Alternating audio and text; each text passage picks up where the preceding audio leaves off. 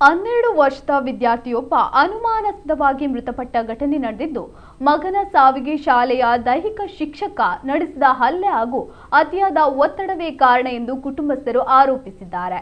ಈ ಘಟನೆ ನಡೆದಿರುವುದು ಚಿಕ್ಕಬಳ್ಳಾಪುರದಲ್ಲಿ. ಚಿಕ್ಕಬಳ್ಳಾಪುರದ ವಸತಿ ಶಾಲೆಯಲ್ಲಿ 6ನೇ ತರಗತಿಯಲ್ಲಿ ವ್ಯಾಸಂಗ ಮಾಡುತ್ತಿದ್ದ ಗುರುಕಿರಣ್ಗೆ ಆರೋಗ್ಯ ಸರಿಯಿಲ್ಲ ಎಂದು ಬುಧವಾರ ಬೆಳಗ್ಗೆ ಶಾಲಾ ಆಡಳಿತ ಮಂಡಳಿ ಪೋಷಕರಿಗೆ ಕರೆ ಮಾಡಿ ಮಾಹಿತಿ ನೀಡಿತ್ತು. ಆದರೆ ಪೋಷಕರು ಆಸ್ಪತ್ರೆಗೆ ತಲುಪುವಷ್ಟರಲ್ಲಿ ಬಾಲಕ ಮೃತಪಟ್ಟಿದ್ದ. ಪೊಲೀಸರ ಪ್ರಾಥಮಿಕ ಮಾಹಿತಿಯ ಪ್ರಕಾರ ಗುರುಕಿರಣ್ ಬೆಳಗ್ಗೆ ವ್ಯಾಯಾಮಕ್ಕಾಗಿ ಆಟದ ಮೈದಾನಕ್ಕೆ ತೆರಳಿ 2 ಸುತ್ತು ಓಡಿದ ಬಳಿಕ ಏಕಾಏಕಿ ಕುಸಿದು ಬಿದ್ದಿದ್ದಾನೆ.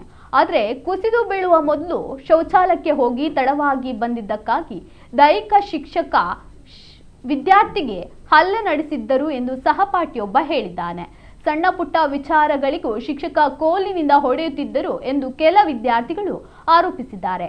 ಘಟನೆಯ ಬಳಿಕ ಆಕ್ರೋಶಗೊಂಡ ಪೋಷಕರು ಹಾಗೂ ಸಂಬಂಧಿಕರು ಶಿಕ್ಷಕನ ಮೇಲೆ ಹಲ್ಲೆ ನಡೆಸಿ ಆತನ ವಿರುದ್ಧ ಕಠಿಣ ಕ್ರಮ ಕೈಗೊಳ್ಳುವಂತೆ ಒತ್ತಾಯಿಸಿದರು. ಆರೋಪಿ ಶಿಕ್ಷಕನನ್ನು ವಶಕ್ಕೆ ಪಡೆಯಲಾಗಿದೆ. ಮುಂದಿನ ತನಿಖೆ ನಡೆಸಲಾಗುತ್ತಿದೆ ಎಂದು ಪೊಲೀಸರು ತಿಳಿಸಿದ್ದಾರೆ.